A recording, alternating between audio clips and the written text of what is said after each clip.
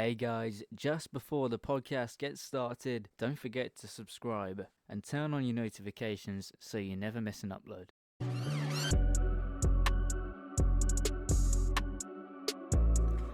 Hello, everybody, and welcome back to the Yellow Squared podcast. Good morning, James, and how are you doing? Good morning, mate. Good morning, everybody. I'm okay. Yeah, a little bit flat after yesterday. It's funny, isn't it? We'd almost forgotten what it's like to record after a defeat. Things we've Mm. not had many in recent weeks, but yeah, plenty to dissect, isn't it, from yesterday and this week, really. Yeah, there certainly is. It almost feels weird recording on a Sunday in general. Yeah, Thanks to some brilliant fixture selections over the January period. We really haven't had a chance to sit down and talk things Watford since the last podcast. So it's mm, good to be back. But yeah, it's not good to see two sort of disappointing results in a row. yeah. So we will start then with Cardiff City at home. And I don't know about you, James, but uh, the lineup before the game looked pretty perfect, I think, besides for Dennis on the bench and probably KMB missing, but obviously through injury. What did you think about that? I agree. It's the team that I wanted to see start. Um, it was also mentioned, I think, on Hive Live, wasn't it, that it's basically the A team. This is our first choice team at the moment, Hmm. um, and yeah, so I was pretty content with what I saw, to be honest. You mentioned Kayembe. I think it's always easy, isn't it, to think that the solution is the player that isn't available. Mm. Um, so I don't really want to fall into that trap, and I suppose we'll speak about this as we go through the pod, but yeah. The midfield. Um, I can't remember who was in the starting midfield now. Was it was Jack Kone, Livermore, and Vatadze, Jack Kone, and Matete, Jack wasn't it? Yeah. Livermore, yeah. I mean, I don't mind that at all. And I like Jack Matete through the middle. He's been really good in that position. When I saw him at QPR play through the middle, he was really nice, really dynamic, and he likes to run with the ball. So yeah, mate. When I saw that starting 11, I was pretty happy with it. I think it was gave us the best chance of getting a win when I Mm. saw it at 2:55. Yes, yeah. Yeah, and then unfortunately the wheels kind of fell off a little bit. We just did not get going at all in that first half. Quite possibly one of the most poor first halves I've seen Watford have in a couple of seasons. Just in terms of creating anything, it was possibly up there with Preston North End at home last season, which maybe I think I'd rather watch paint dry for an hour. So yeah, we just looked very slow, very tired, and it was quite obvious that Cardiff had come to dig in for at least a point and potentially sneak something on the counter. They were happy to sit in a very compact shape and basically just give Hamer Pollock and Hoot their own football to Mm. pass around the 18-yard box. And I could sense from sort of the fifth minute that it had Cardiff 1-0 written all over it, and they were terrible in that first half. They could not even string two passes together, and then up steps Josh Bowler, who'd been pretty rubbish all half up until his goal. And you know what? Yeah. Fair play. He takes it very well. Any thoughts on that first half to sort of expand on that? No, well, I'll start with the goal first off. I mean, yeah, it's a great striker. There's not much you can do about the strike itself. Um, but again, it just comes back to sloppiness defensively. You know, I was at Sheffield Wednesday midweek, and I was sort of um, I was laughing with a friend Ward who came with me on Wednesday. We were laughing because I mean the pitch was bad on Wednesday. It genuinely was. You Oh could yeah. see that it was bobbly, it was sticky. We just couldn't seem like we couldn't get the ball under control, right? But we were laughing that it felt like every single 50-50 or every single challenge that we went into, the ball would bounce to Sheffield Wednesday, and we couldn't really believe that that was the case. And then again, yesterday, it felt the same thing. And I know that that's not really a coincidence. It's almost like we weren't fully committed in the challenge. Mm. And I think that's exactly what happened again with the goal yesterday. There were plenty of opportunities for us to just stick a foot in strong and just get the ball away. Because you're right, Cardiff didn't really, they tried to hit us on the counter, and barring the goal, I thought we dealt with it relatively well. Yeah. Um, but yeah, in the lead up to the lead up to the goal, plenty of chances, in my opinion, for us to just take the ball away and kill that situation off. But we weren't committed in the challenge, and it eventually fell to him, and he was able to swing a left foot at it, and it's a great finish. But barring that, Cardiff didn't really do much in that first half, in my opinion, and we absolutely did nothing. I thought when we did manage to get the ball forward, we were finding nice passes into the box. When we had that injection of pace, we Mm. did cut Cardiff open and we created chances, but we just did it far too infrequently.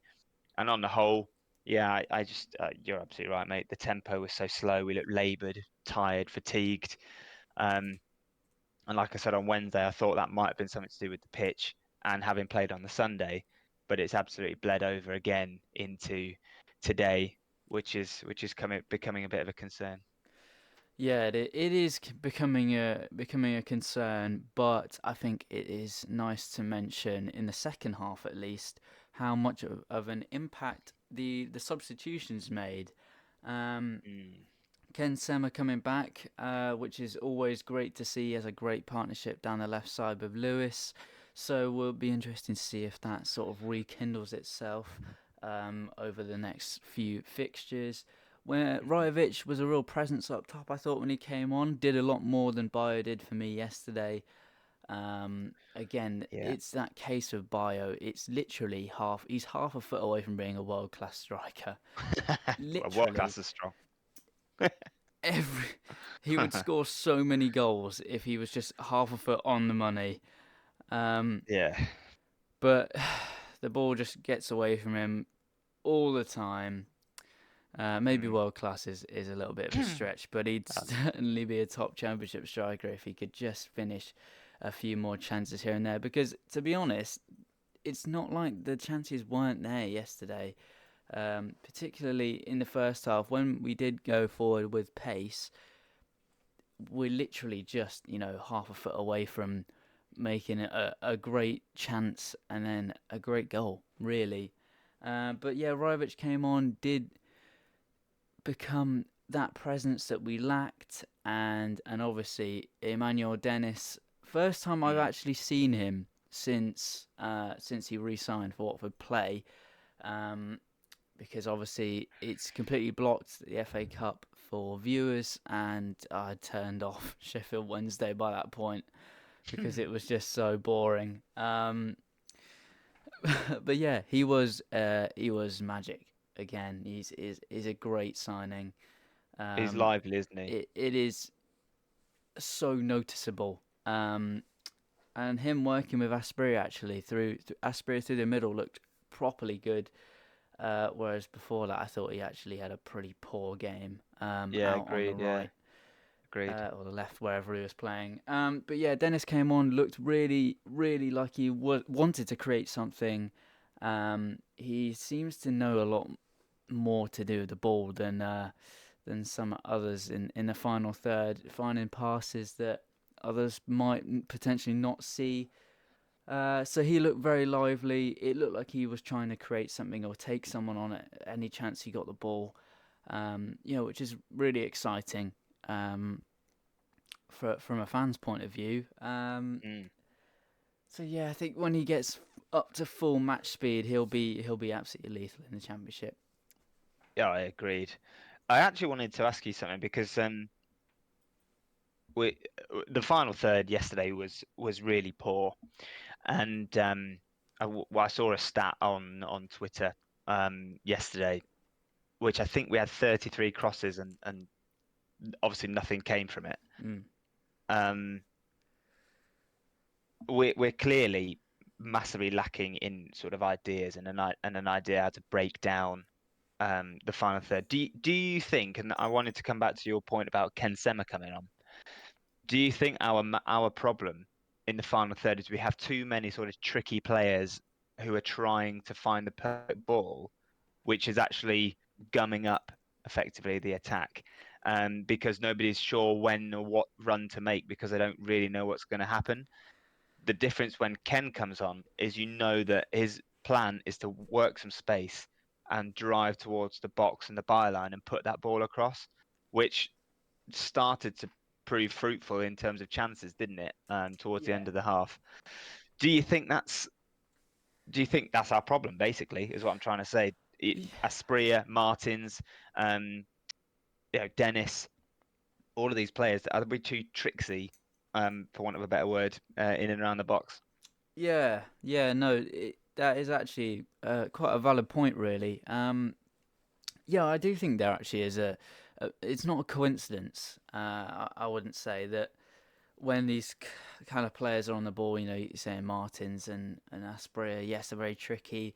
They love to find a good pass and have a shot from cutting inside. And I just think it completely bypasses the striker in that way.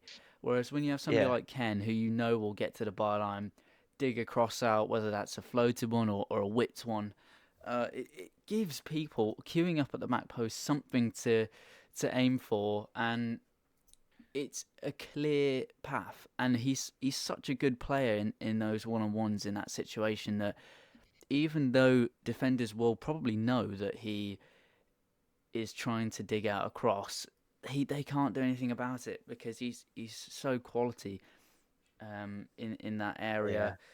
yeah, Even looking back into the midfield, when you have people like Deli Bashiru and Chakvetadze on the ball around the edge of the box, even then you don't really know what they're going to do with it. And I think mm, that's Chakvetadze's problem a little bit. There was a couple of chances around the edge of the box where you're just thinking, have a shot, man, but yeah. he's just trying to overplay it, I think. And yeah, I think that comes from not having a real plan of how to break down a team in and around the edge of the box. Yeah, I think you're absolutely bang on. We look clueless in the final third, sadly, and Mm. I worry that when we're flitting between Bio, Rajovic, and obviously Healy when he was at the club, but even if you're going to put Dennis in up through the middle, which I think is a valid option at the Mm. moment, um, I worry that the problem with flitting between those two slash three on a regular basis is that we don't know how to play to them No, because they're so different. they're such different players, and we were still seeing it yesterday. Is that what was happening is that crosses were being fizzed, and everyone was making a near post run, even Rajovic, and you just think Bio fizz that ball. Fizz that ball across the area because he's a bit more athletic and he's a bit more mobile and agile. Yeah, I get that. But once Rajovic is on the pitch, that ball just needs to be stood up towards the back post, and you yeah. need to be telling Rajovic to go to the back post because, There are literally unlimited goals available for him. well, I wouldn't, I wouldn't say that because, to be fair, I've yet to see him win too many headers. I'm being facetious, but you've got to play to his strengths, and I think a ball that is stood up sometimes to the back post, you're just asking defenders to have to deal with it. They'll either have to put it out for a corner, or as you often see at this level, that defensive clearing header just drops down to the edge of the box, and that's exactly where you want Kone, Chakvetadze, Delabashiru to be, or Mm. Jake Livermore, um, as we saw against QPR. I've just, I, it feels really obvious watching it, and it's just frustrating to see it play out the same way week after week on the TV. That Yeah, they're not playing to the strengths of the team around them. Is kind of what I'd say. yeah. Because Dennis has a good jump on him, doesn't he? Very good jump. Yeah. And he did win a header in sort of the latter stages from a corner, didn't he? And Mm. I think that was more of a chance than people Yeah, it was a might have free header. Free header. free header, and he's just directed it to the bottom middle of the goal. And if that goes anywhere, well, if he finds a corner, It's Anik has to a try and make keeper a has to save. make a save. Yeah. He has to do something. So I think that was a bit more of a chance. But yeah, I really worry about our final third, and I think that's what's going to kill us off this season, sadly. Yes, yeah, I completely agree. We seem to be free scoring, a little while ago, but yeah, I think we're overcomplicating things now. Whereas before it was very instinctive. If you look at the goals Yeah. against Plymouth, for example, the two in the first half were completely instinctive, and they're Mm. some brilliant goals. So, I mean, because I've got a bit of a quiz question for you here, mate. oh Um, goodness, okay. just a bit of a quiz question. Um, Noting that it's everybody's hitting the meltdown button Mm. after yesterday's result. 30 games played in the league so far, 16 left. Um, how are we comparing to where we were this time last season? And I'll give you a clue that the 30th game we played last season was a 2-2 draw away at Reading, where we bottled it from 2-0 up. Oh crikey, okay. So, um, I would say we're probably worse off this season than we were last season, just because we had a really rocky period at the start of this season, and I think Hmm. we a lot of our form came in the early stages of last season into October and November. From what I can remember, even though I've tried to block out as much of that season as possible. Yeah. Yeah, yeah. So I'll say we're a bit worse off. I can't remember where we were in the table last season. I stopped looking around January, so Okay. I'd probably say we were close to the playoffs. Fair enough. Okay. Well, here's something interesting. So at the 30 game mark last season, we were fifth in the table. Oh So crikey! obviously a sixth place drop off, but we had 45 points, which is the same points that Hull City are on now in sixth.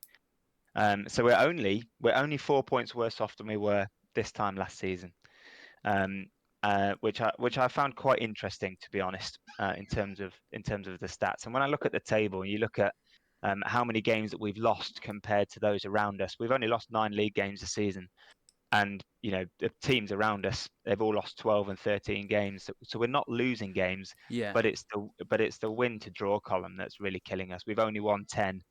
Preston, Sunderland, Norwich have won 13, um, and we've just drawn 11. So I think that's the clearest indication that our final third is what's letting us down. Is Yeah. that defensively we're solid Mm. relatively, Wow. but we're just not scoring the goals to win the games at the moment. Yeah. I think But I thought that was an that's a real interesting problem. comparison. No, yeah, it completely is. It's completely valid. I think the championship season last year was particularly poor um, on Yeah. the whole, and I think season is much more competitive right at the top. There are a few teams that are really sort of drifting at the bottom, but it's not on that level where you're looking at sort of 8 and 9 teams to the bottom of the table, which are just easy to beat, which it was last season, and everyone was Yeah. beating everyone at every time of the year. So it was a much worse championship season last season. But like you said, yeah, we're much more defensively compact than we were last season. Yeah. The problem is that the final third, and hopefully with some players coming back, that should we should have a bit more structure or at least a bit more quality in that final third. I think you're right. I think what Kayembe will bring when he comes back into the team and is back up to sharpness, um, is the combative uh, midfielder Yeah, um, just a that bit that more we robust. that we need. I think at the moment, obviously Chakvetadze and Kone, they're really nice ball carriers, and once they get on the half turn, they're away. What I liked about Kayembe is he does get his foot in and he gets stuck in alongside Livermore just to break up the play a little bit and Yeah, help yeah, maintain yeah, that pressure further up the pitch. Um, he doesn't have the finishing acumen or the technical ability that like Chakvetadze has, but I think at the moment we really need somebody like that just to keep the ball, just to keep the turnovers going and help Livermore just to win the ball back and transition again. Yeah, 100%. Yeah, 100%. All right then, that's a little roundup of the state of the results and on the pitch right now. Mm. Just before we move into the last little bit of the window, we've got to carry on with guess the player. It feels like a long time since Oh, yes, we do. we've tackled guess the player. I cannot for the life of me remember the score currently, so it will be on screen at the moment if you're watching the video. But it is my turn to play the role of quiz master this week, James. Yeah, So are you ready? Is your brain ticking this morning? I think so. Yeah, go for it. Excellent. So here is your first clue. I started my career at Watford aged 16, having won a scholarship for the club following a trial in 2003.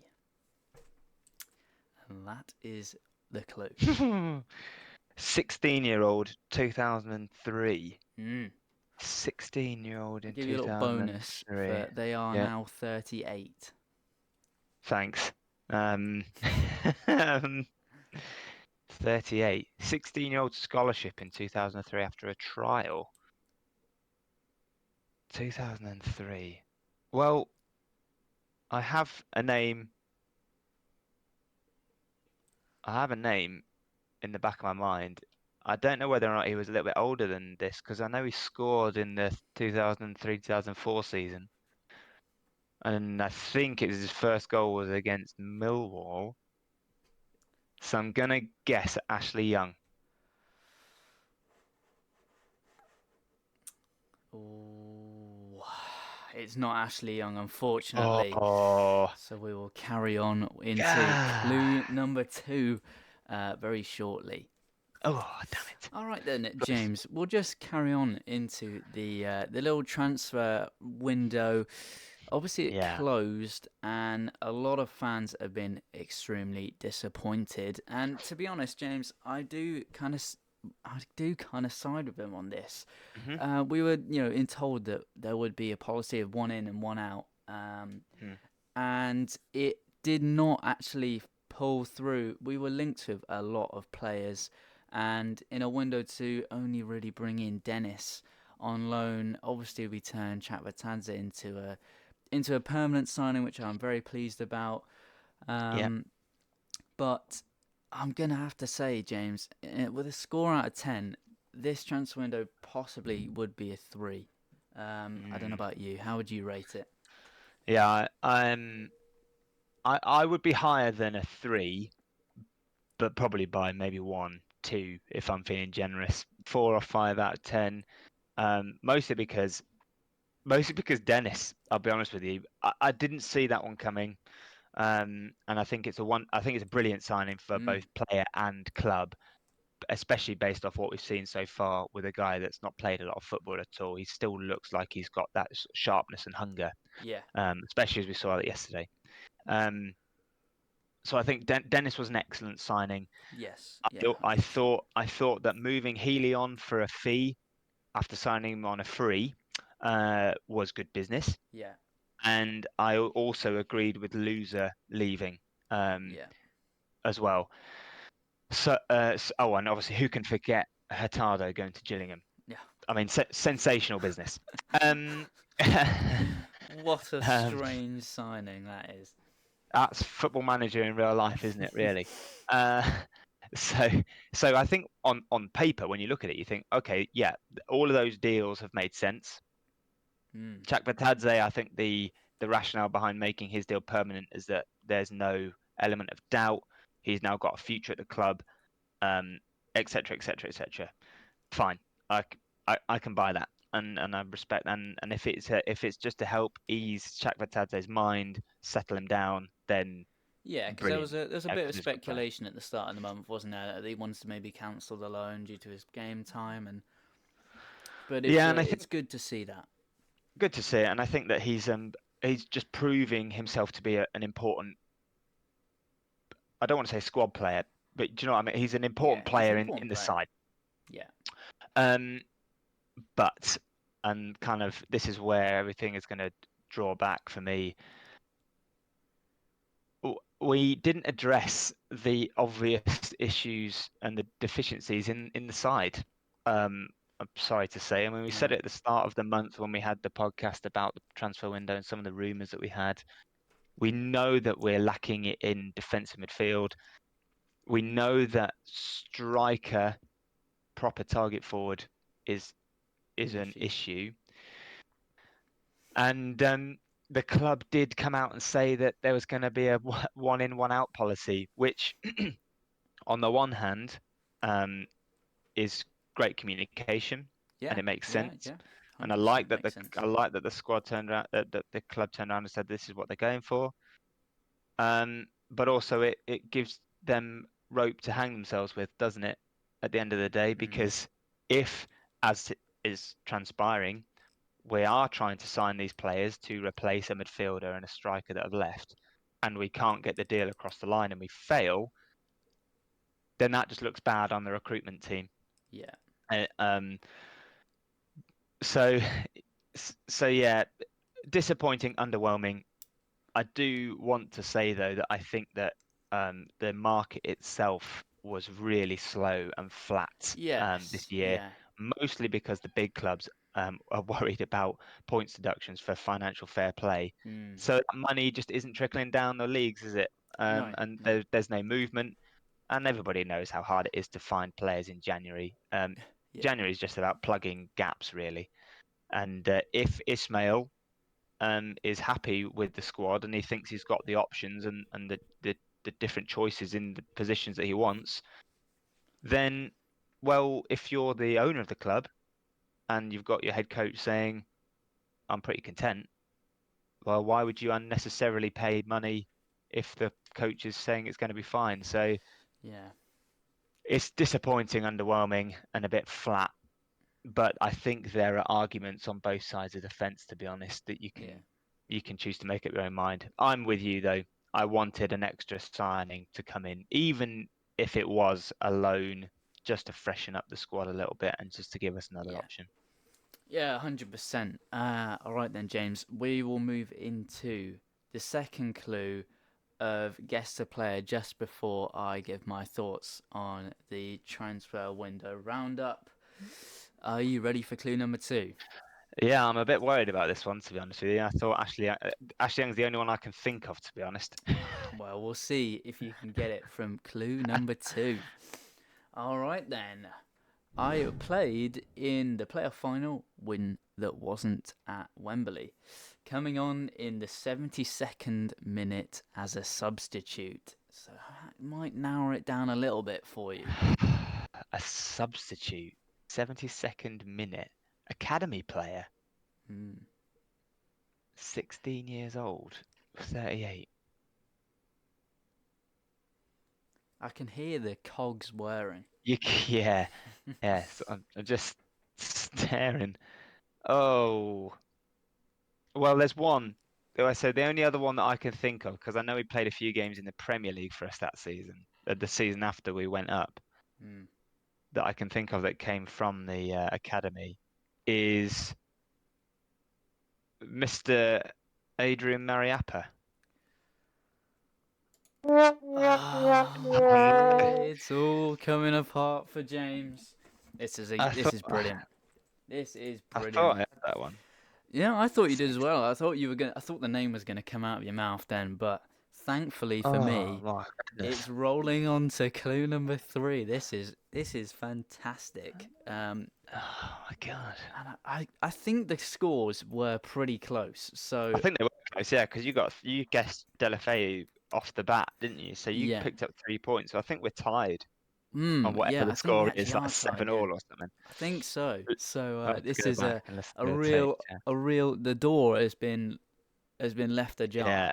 and Oh I'm ready dear. next week to get in there and take the top spot.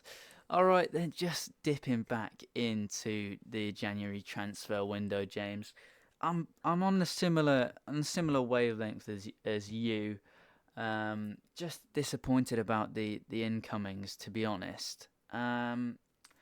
However, I do want to mention Matty Pollock really coming into form. Yeah, Started his second league game of the season. He's only really featured as a substitute in very brief cameos. So, in some ways, it's a bit like a new signing coming in because of the way he's started playing all of a sudden. Um, yeah, he's come out and said he loves Watford. He really wants to play. He was linked with Aberdeen, and then it's come out and said that Ishmael's saying that the guys love the squad and the club's actually accepted offers for certain players and they've turned it down. So I'm going to presume that Matty Pollock was involved in that sort of side of things. mm, But mm, it's brilliant to see him finally coming in. It looked like a really good signing when we took him off Grimsby's hands, a couple seasons ago. yeah, But a really good signing for the future. And there's definitely a space in that partnership with Hoot up for grabs. Given that Porteous and Serralta haven't particularly been brilliant as of recently, no, and so yeah, this is really his opportunity now to cement himself in that centre back partnership and keep that shirt because to be honest, yesterday I thought he had another good game other than the missed it, challenge which led to Bowler's goal. yeah, Um, I thought he was solid again.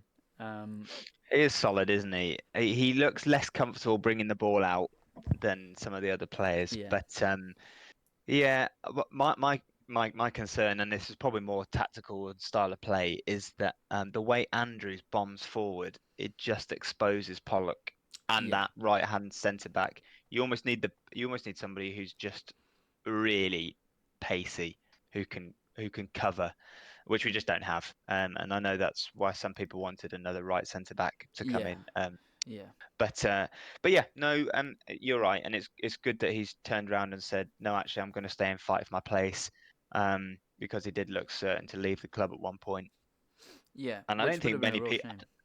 It would have been a shame, but I also don't think many people would have sort of kicked off about it. Frankly, he hadn't played a No, lot of football, and if no. the club were going to get some money for him, then so be it. But yeah, glad he's turning around to stay. I think it just does highlight that despite, a couple of poor performances in the last week or so, it does look like a together squad still. That Yes, people are yeah, clearly happy in the squad, happy to fight and play and be part of something. And I think that's something that I think we need to remember as fans. yeah, yeah. That's very true, actually. Yeah, it seems a bit more together than it has been in the past 5 years. Mm. And it continues to do so, even though we're looking like we're going through a little bit of a rocky patch again after some great form.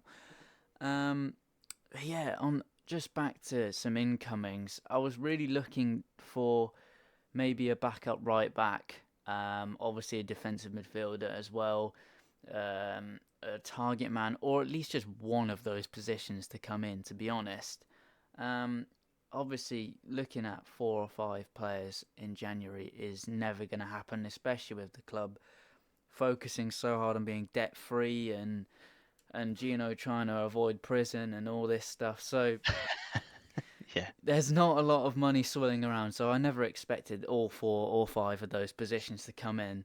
But I'd have expected at least one. Obviously, Dennis can play up front, but he's not the target man we're really looking for.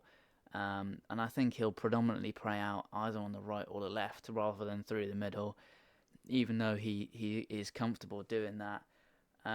But just realistically, I am looking for a right back. I think that was a priority from my point of view. And Gakia is far too, injury prone, and he isn't good enough. And he'll come into a good bit of form where he's starting to look solid, and then he'll get injured again. And it's just we need somebody who can come in and fill in for Andrews in the event that he gets injured because he's playing a lot of football. He's only 20. This is his first sort of full season in men's football. So, to be Yeah. honest, if anything does go wrong to him, we are in the mud down that right hand side. And Mhm. I don't know if James Morris can play right back, but he might have to. No. No. Well, it'll be Delabashiru that goes into right back, isn't Yeah, it? Won't yeah. it? Because Val said that he likes him there. I Fine. don't know what he sees there, but yeah, he obviously feels like he does a job for him. Um, but yeah, on the whole, a slow window, like you said. That it was quiet on the whole. Really, I saw a stat that there was only £96 million spent in the Premier League, whereas last January it was about 700 million or something. So Yeah. the clubs are That really, has to. really looking at the financial fair Yeah. play rules this That season. has to have an effect, doesn't it? That Oh, has to have an 100%, impact on 100%. on the rest of the league. So If it's on the yeah, I'm with you, border, mate. I'm if with it's you. on the border, they're going to be looking at it and going, you know what, we'll just miss out on spending and and just let the storm ride out from all the points deductions. Yeah. All right then, James, guess the player clue number 3. You've got to get it on this one. Um, Oh God, I'm gonna really kick myself here if I I'm not don't get sure it. if you will properly kick yourself, but I think you'll probably look at it and go, ah, yeah. Particularly as you were around watching Watford at that time. So, Yes. Yeah. James, clue number 3 for you is I was a bright spark in the dire 2006-07 Premier League season, scoring 7 goals in all competitions and Yeah. picking up the Young Player of the Season award. Who is the player, Okay. James? So, oh God, maybe I'm rushing into this one two-footed, Ryan Porteous-esque, Yeah. but uh, 16 in 2003, came on as a sub in the playoff semi-final and scored goals in the Premier League. I think one of those goals that season was an overhead kick in an FA Cup semi-final. So I'm nervous to say it, but I think is it Hamer Boatsa? It is Amabuatsa. Well done. That's You've dug Ooh, deep to get a point there. But I yeah, it have was Amabuatsa. a late answer there, like we've done so often this season. I was really fighting for that point there, really Dug deep fighting to for it. get it. Dug deep. Hamer Boatsa, yeah, another good player. One of those players that we in that time period we seemed to pull through these guys, didn't we, and sell Yeah. them for a decent fee, Yeah, he and moved then on they to just Fulham faded into after nothingness. that Premier League season for about £4 million. So it's not bad in 2007. Oh yeah, yeah, and that's pretty decent to be fair. But yeah, oh hey Mabawatsa, yeah, it was fun to watch. Yes, he actually went on to have a decent career. To be fair to him, Yeah, it did, 350 yeah, appearances, only 42 goals, but I think he kind of drifted out wide and then back into the middle rather than playing up front for yeah, for yeah, I his think so. later clubs and looked to retire in 2018. So decent little career for Amabuatsa, but unfortunately for James, it has led to him only getting 1 point from Yeah. the possible three, and leaves the window open for me to take the top spot. All right Mm. then, guys. Anything else to add to the podcast, James? Just before we close up. I mean, just quickly, I mean, looking ahead, just very, very quickly, next five includes Southampton in the cup, obviously, but Mm, Southampton in the cup on Tuesday, or I mean, in terms of football matches, I'm just not that bothered about. no, no, That's no. right up there. I know a Southampton fans well, and they don't care about it either. They're just not bothered. It's just another game that they don't want to have. So it'd be fascinating to see what teams have put out that game. Might be But an under 21s game. we go to Leicester at home, Norwich away, Rotherham away, and Huddersfield home to end that 5 game streak. I'm expecting us to be on a winless run, probably going into Rotherham away, based on the performances and where the squad's at the moment. I can't see us getting a result against Leicester. They just look No, far, far too strong. And Norwich away, we've got a good record against Norwich generally, um, and but Dennis is they, back. but yeah, overhead kicks are plenty, but they're in decent form as well. So that one could be a tough game. But if we are, and I'm not saying we will, but if we are wanting to push up the league and really give it a go for that 6th spot, we have to go and beat Rotherham and Huddersfield as a minimum. So Mm. so we have to. I personally, I think we need 7 points from the 4 league games to sort of propel ourselves up the table a Yeah, little bit. We need to just go and keep get us a point at Norwich, in but contact. In yeah, contact. but yeah. So I'm not expecting great things for the next 3 games, but Rotherham and Huddersfield are kind of key for us, I think. And I had a little Yeah. look at the fixture list beyond that into March and early April, and I think that's where the playoffs are going to be decided because we've got relatively I don't want to say comfortable is the wrong word. Um, but I'll say it anyway. Relatively comfortable games, home and away against some teams in and around sort of bottom half of the table, which we have to go and win because the end of the season, the run-ins are a bit tasty. Mm. Tasty to say the least. All right then, guys. Thank you very much for tuning in to the Yellow Squared podcast. We apologize for not being around, not being as consistent as possible, but sometimes it really is just not possible to get down together and produce a podcast for you guys. But hopefully, if you're listening to this point, you have enjoyed the pod. You've been laughing at James for not guessing the player, and we will see you again next week for a little double header. We'll have a chat about Southampton, very brief one, depending if we've lost, a very brief one if we've won because we've got to go to Liverpool, and then Leicester at home on the Saturday. So we'll see you again very soon. Take care, guys. Cheers all. See you later.